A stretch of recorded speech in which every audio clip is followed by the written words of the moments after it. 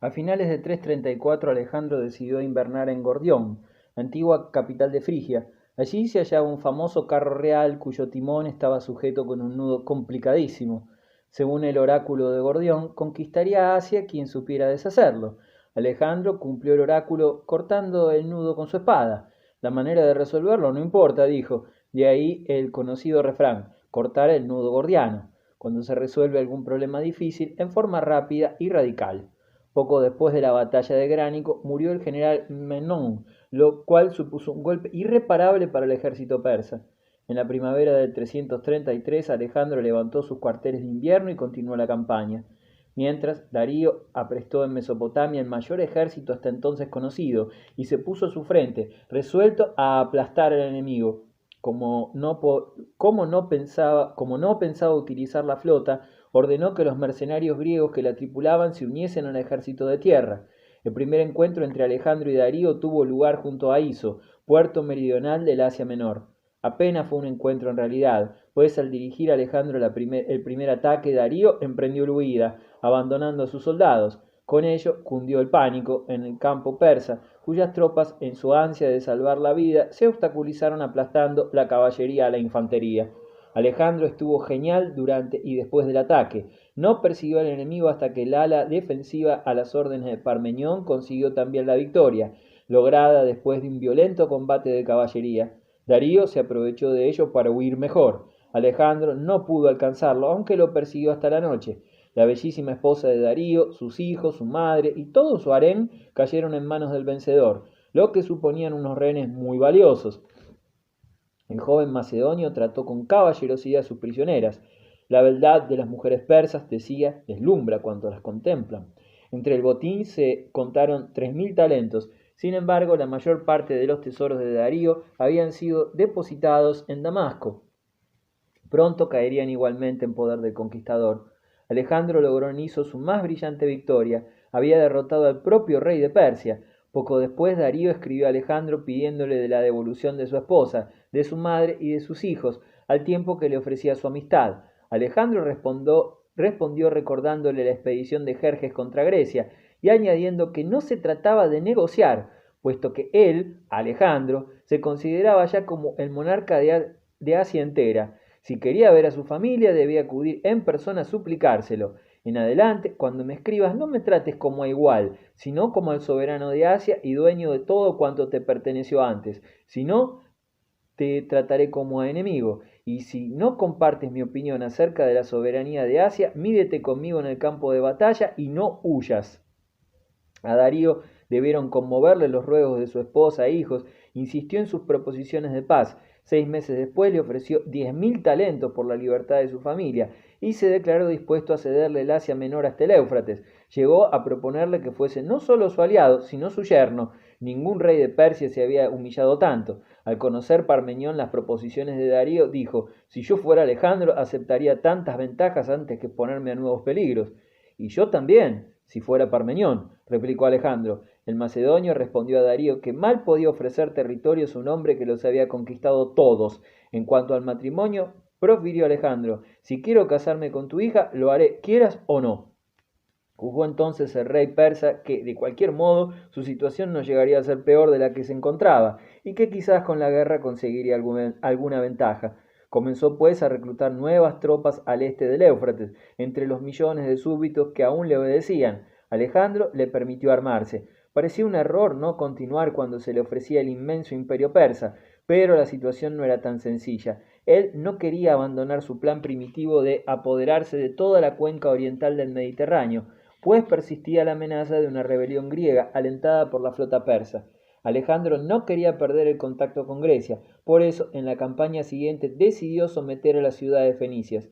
Solo Tiro opuso seria resistencia. Confiaban sus habitantes en la inexpugnabilidad de su ciudad, sita en una isla y rodeada por altos acantilados hasta de 50 metros. Alejandro tuvo cercada durante 7 meses antes de atacarla. La mayor parte de los tirios cayeron luchando. Los supervivientes fueron vendidos como esclavos. Los defensores no podían esperar clemencia, pues siempre se portaron cruelmente con los prisioneros griegos. Se reprocha al macedonio haber dedicado demasiadas energías y tiempo en sitiar una sola ciudad, Pero no debe olvidarse lo importante que era Tiro para los persas. Con su destrucción dejaba prácticamente sin bases a la armada persa. Otras razones impulsaban también a Alejandro a conquistar Tiro, la esperanza de que se le uniese la flota fenicia que constituía la mayor parte de la marina persa. De esa forma, los que esperaban una rebelión griega tenían que descontar cualquier ayuda de Oriente. La caída de Tiro significó la escena final de la lucha secular entre fenicios y helenos por el dominio de la cuenca mediterránea. Por eso impresionó tanto a la victoria de Alejandro. La destrucción de la gran ciudad mercantil abría camino al triunfo de la cultura helenística sobre el mundo semítico. En el Mediterráneo occidental, sin embargo, la lucha entre indoeuropeos y semitas todavía estaba indecisa. En el occidente mediterráneo, donde luchaban también los griegos con los cartagineses, serían los romanos, en vez de los helenos, quienes consiguieran imponer dicha cultura. Reconstruida, Tiro llegó a gozar de cierta prosperidad, pero nunca alcanzaría ya el esplendor de antaño. El comercio mundial se concentrará en adelante en Alejandría, ciudad que Alejandro había de fundar en el delta del Nilo durante su visita a Egipto. Antes de adentrarse en Asia, únicamente le quedaba por ocupar la costa egipcia.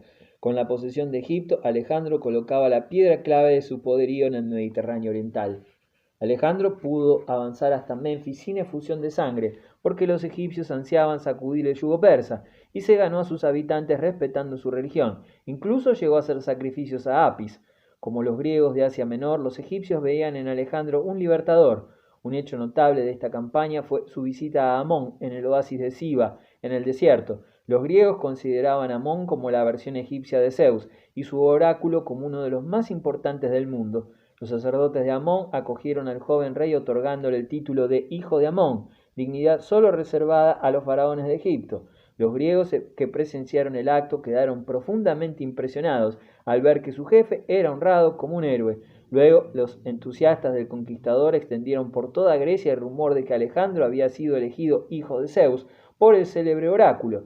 El joven Alejandro no les disgustaron rumores tan lisonjeros.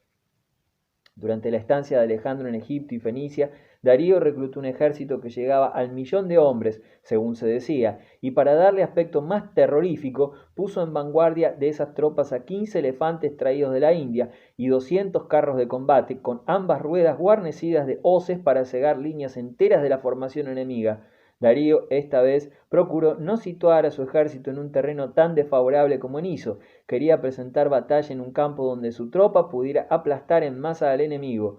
Dejó que Alejandro siguiera avanzando desde Egipto hasta el corazón de Persia.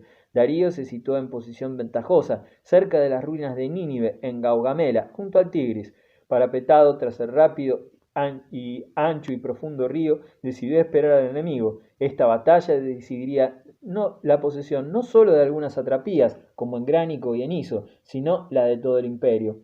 El más poderoso ejército, el mejor armamento y el lugar más favorable de poco sirven cuando el mando es incompetente, y este era el caso del ejército persa, formado por una amalgama de individuos reclutados a la fuerza y sin verdadera cohesión. En cambio, la seguridad y precisión de que había dado pruebas el ejército griego durante toda la campaña eran admirables. Nadie podía resistir a los griegos. Sus éxitos no hubieran sido posibles sin un mando previsor de todas las contingencias y promotor de toda esta maquinaria bélica firme y segura. Por mucho talento que tuviera Alejandro, no hubiera conseguido semejantes resultados a sus 25 años sin buenos mandos y un Estado Mayor del primer orden. Sus victorias se debían en gran parte a los cuadros creados y entrenados por Filipo.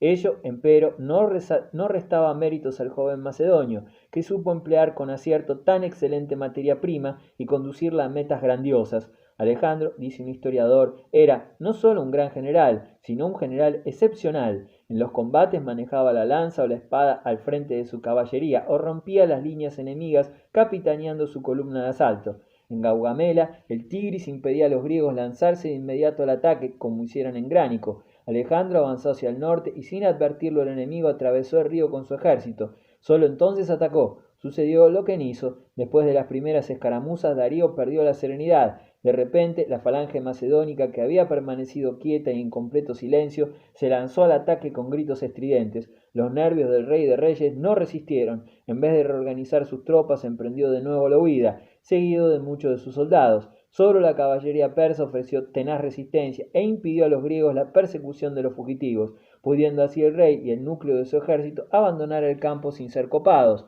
Darío huyó a las montañas de Media con la esperanza de que Alejandro no lo perseguiría en aquellas regiones. En el ejército persa reinaba el mayor desorden. La caballería y la infantería se revolvían mezcladas. La mayoría de los soldados no habían presenciado siquiera la batalla. Otra era la situación en el ejército macedónico, en donde cada compañía, cada escuadrón y cada hombre tenían una misión bien determinada que cumplir. Los imperiales aprovechaban el menor éxito parcial para lanzarse al pillaje, y al encontrar botín mostraban la mayor indiferencia a cuanto pudiera suceder en el campo de batalla. En el otro bando, ningún heleno se hubiera atrevido a dejar su puesto en el combate hasta no haber derrotado por completo al enemigo. Algo similar ocurría entre el monarca persa, débil y mezquino, y el rey de Macedonia, vigoroso y valiente. Alejandro creía en su estrella. Cuando esta fe va acompañada de inteligencia y cualidades excepcionales, no se tiene miedo a nada en el mundo. La empresa inverosímil que acometió Alejandro con un puñado de helenos sería incomprensible sin esta confianza en sí mismo y en su triunfo. La importancia de la última victoria de Alejandro no daba lugar a dudas, y las dos ciudades más importantes de Persia, Babilonia y Susa, abrieron las puertas al vencedor. El sátrapa de Babilonia salió al encuentro de Alejandro para ofrecerle las llaves de la ciudad, y el joven conquistador entró en la antigua capital de los soberanos babilónicos y persas por un camino adornado con flores y fuegos sagrados. El pueblo babilónico, con sus sacerdotes al frente, le ofreció clamorosos presentes de bienvenida. En el palacio real, Alejandro encontró enormes sumas de dinero a su disposición. El joven conquistador halló un tesoro tan cuantioso que pudo gratificar con esplendor a cada soldado de su ejército. En Babilonia, Alejandro sacrificó a Marduk, como antes lo hiciera a los dioses egipcios, cuando lo proclamaron hijo de Amón. Aquí fue donde, por primera vez, Alejandro nombró a un persa para gobernar una ciudad conquistada. Era una nueva sutileza de su política. Quería atraerse a la nobleza enemiga tratando por igual a los persas adictos que a los oficiales macedónicos. Alejandro dejó Babilonia y se encaminó hacia Susa, que guardaba mayores riquezas todavía. Es posible que la suma de lo recogido se acercara a los 50.000 talentos, cifra exorbitante, pero aún menor que la hallada más tarde en Persépolis, la tercera ciudad capital persa, quizás unos 120.000 talentos, fabulosa e inverosímil incluso en la actualidad.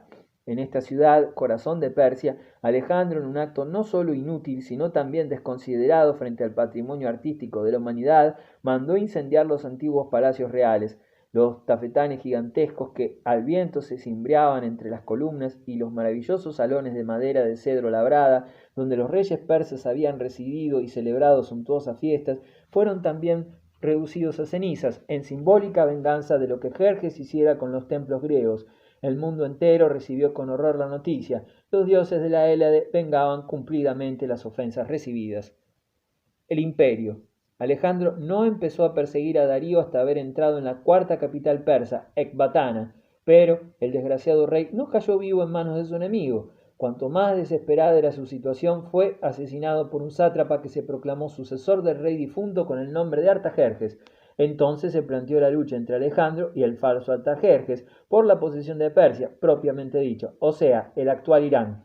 Los iranios eran excelentes guerreros y seguían la religión de Zoroastro. Las tropas de Alejandro sostuvieron una larga y penosa guerrilla contra este enemigo, que, cuando se veía vencido en un lugar, desaparecía de pronto para reaparecer en otro inesperado.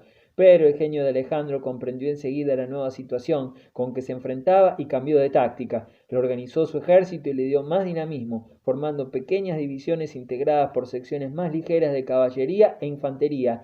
En parte, las nuevas formaciones se componían de persas adictos, que Alejandro admitió en sus filas por motivos políticos y militares. Alejandro era tan rey de los persas como de los macedonios, y pretendía que persas y griegos se compenetrasen y colaborasen en armonía. Como se ve, el macedonio no sentía los prejuicios de su maestro Aristóteles, quien le había aconsejado ser jefe para los griegos y déspota para los bárbaros, es decir, considerar a los griegos como amigos e iguales, pero tratar a los orientales como bestias.